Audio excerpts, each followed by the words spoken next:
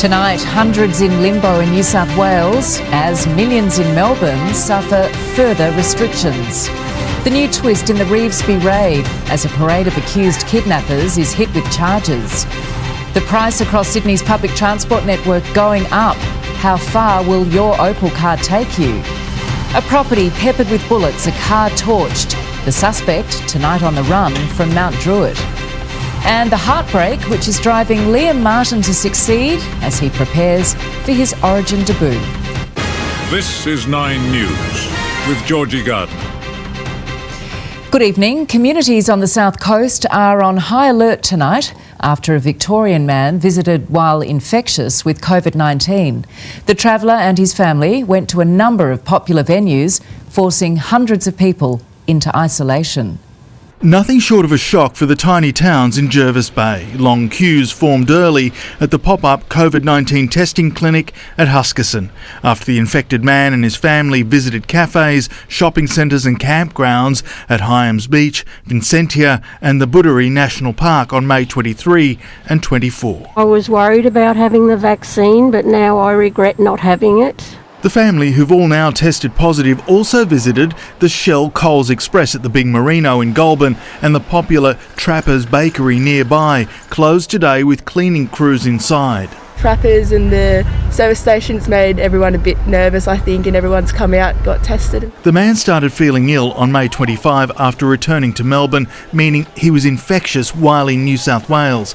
Victoria recorded 6 new local COVID positive cases in the past 24 hours. While restrictions in regional areas are expected to ease, Greater Melbourne now faces another 7 days in lockdown. If we let this thing run its course, it will explode. We've got to run this to ground because if we don't, people will die. A second resident has now tested positive at the Care aged care facility.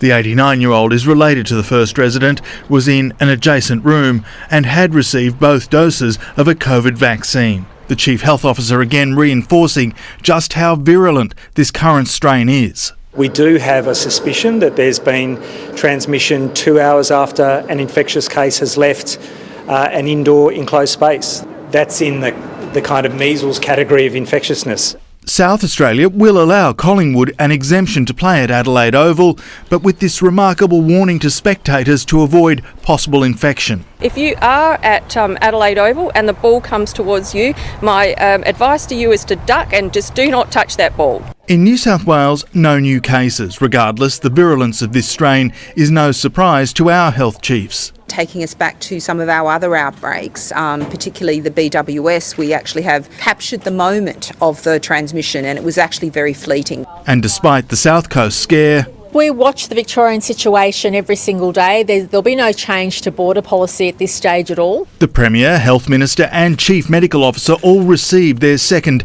AstraZeneca doses today. There are 1 million people in New South Wales aged in their 40s, and to make it easier for them to register to get vaccinated, they can now do it via an upgraded feature on the Service New South Wales app.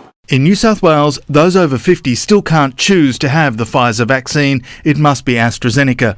Not so in Queensland. Vaccine hubs there allowing over 50s to choose between the two if there's availability. We were lucky enough today that is the first day that they're having Pfizer, and so we're here. So we're here. Eddie Meyer, 9 News.